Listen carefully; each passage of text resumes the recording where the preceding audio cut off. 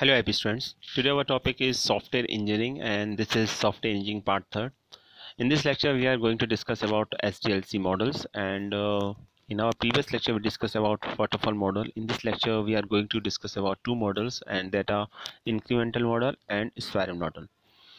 There are many other models regarding to SDLCs and these are red models, agile models, iterative models and big bang models. So in this lecture, we are going to discuss only two models, spiral model and incremental model. In our previous lecture, we already discussed about waterfall model. So let us take a quick revision of waterfall model. This is a basic diagram of waterfall model in which we can easily see that there are 5 phases of waterfall model. These are requirement analysis and specification. Second is design. Third is implementation and unit testing. Fourth is integration and system testing, and fifth is operators and maintenance. So these are the 5 phases of waterfall models. Actually, waterfall model is a basic model, and many other models use the functionality of waterfall model. So in requirement analysis and specification phase, there is a analysis of requirement and SRS report can be prepared in this requirement analysis and specification phase. Second is design phase, in which blueprint of the design software can be made in this phase. Third is implementation and unit testing. Actually it is a coding part, and coding of software and unit testing means the testing of individual unit or module is there. And then after integration and system testing, after when we actually code different modules of a software, then we integrate these modules into a single piece, or it is called the integration. And after that there is a system testing, which is the overall testing of a software. And after that operators and maintenance, and we deploy the software, and maintenance is a part. Maintenance is the final part of this waterfall model. And why this is called a waterfall model? This is actually classical waterfall model, and in this classical waterfall model we can easily see that there is a there is a there are different phases of waterfall models, and these phases there is a representation of arrow. Once we go into a downward direction, then we cannot go to in upward direction. So if our first phase is complete and we go to a second phase, then it is not possible to go back to the first phase. So that is the basic disadvantage of waterfall model, that we cannot change the functionality of a phase which is already we covered, or which is already handled. So this is the waterfall model. Waterfall model provides basic functionality of all other models. That's why it is a very important model, and this model is used for small scale softwares and where requirement is very much clear. This is another diagram of waterfall model, in which there are 6 steps. First step is feasibility study. Some authors suggest that feasibility study is the first phase, and write it separately. Rest things are same as that of previous one. It is already discussed in our previous lecture. Here we take a quick revision for this model, because it is a part of a spiral model and as well as a part of incremental model. So let us take them one by one. First one is incremental model. As the name suggests, incremental, we increase something else to the previous one. That is called the incremental model. That's why it is called the incremental model. Suppose that if you want to add 1 plus 1, so 1 suppose is a module and this one is another module, and first we take the module number 1 and then take addition sign, and then take another number, and after that equal, and after that finally we get the desired result 1 plus 1 is equal to 2. It means integrated part of both these. So we increment something to the previous one, and finally we get a desired output or required result. That's why it is called the incremental model, because we increase something else to the previous stage, and it is called the incremental model. So this is the basic functionality of incremental model. To understand this basic functionality of incremental model, there is another diagram number 2.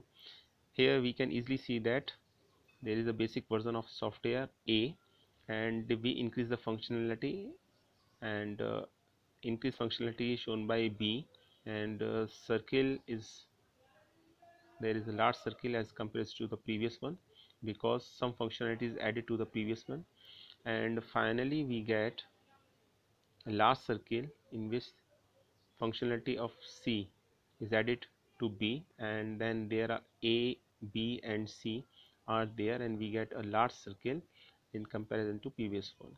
So we can easily say that there is something add or increment to the previous stage, and after that we get a new software which adds the functionality of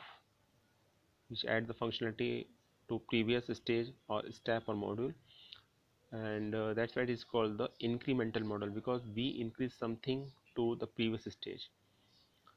So these two diagrams basically relate to or to are useful concept of incremental model.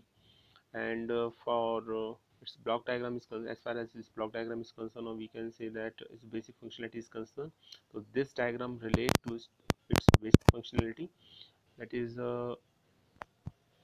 incremental model, detailed incremental model. This is detailed diagram of incremental model, and you can write it. So in that model, this software is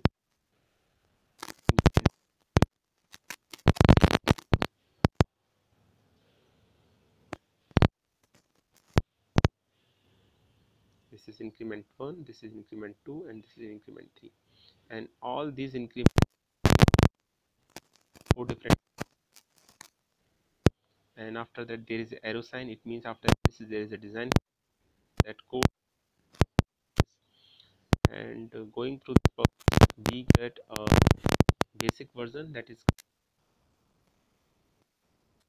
and after that we again go to analysis,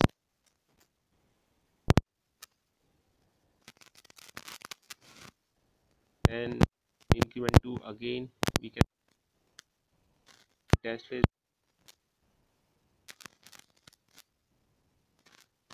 This is a basic or model. Actually it is a detailed diagram of incremental model, which shows the overall functionality of incremental model. This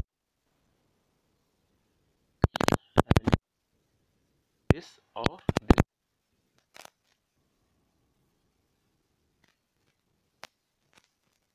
of incremental, and these two are detailed diagram.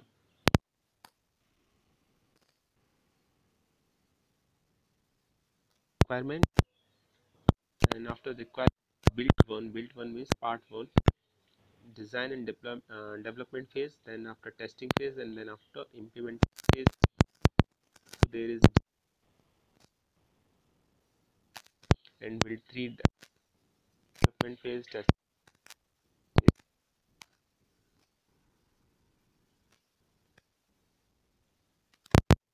phase.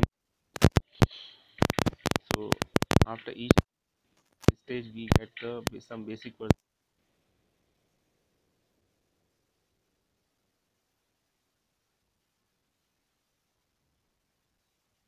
Finally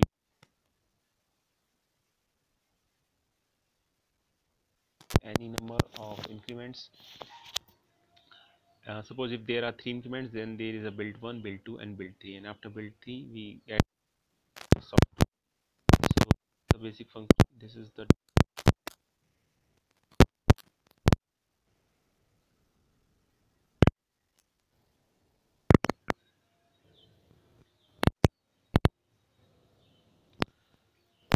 now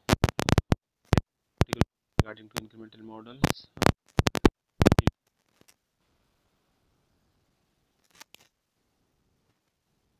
Is also successive version model. So this is also no,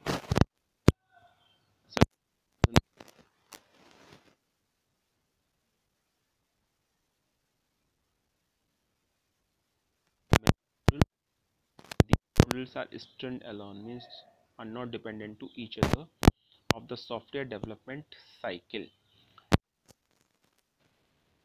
Requirement, implementation and testing phase. So each module, these are requirements.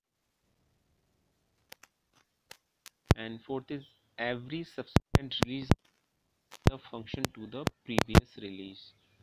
So this point is already discussed, and the process continues until the complete system is achieved. So mental model.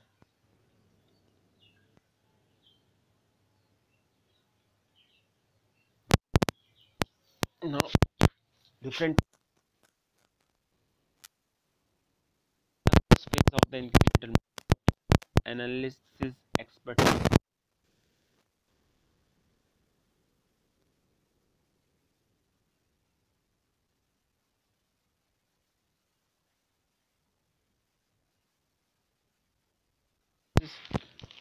Second, design and development.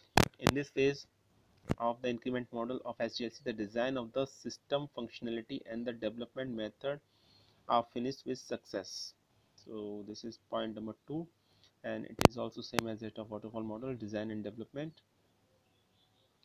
Third is, but the only difference between waterfall model and this incremental model, that in this incremental model we actually work on different standalone module, and in each standalone module basically goes through all these 4 parts, and these parts are requirement analysis, the phases, parts or phases, requirement analysis, design and development, third is testing, and fourth one is implementation. So third phase is testing. In this incremental model, the testing phase check the performance of each existing functions as well as the additional functionality. So both type of testing is there. We actually check the performance of existing function and the additional functionality, um, which we can get after addition of one module to another. And the fourth is implementation. Implementation phase enables the coding phase of the development system. It involves the final coding of the design in the designing and development phase and test the functionality in the testing phase. So that is part number 4, implementation. And when we use incremental model, so what is the requirement, why we use incremental model, or when we use the incremental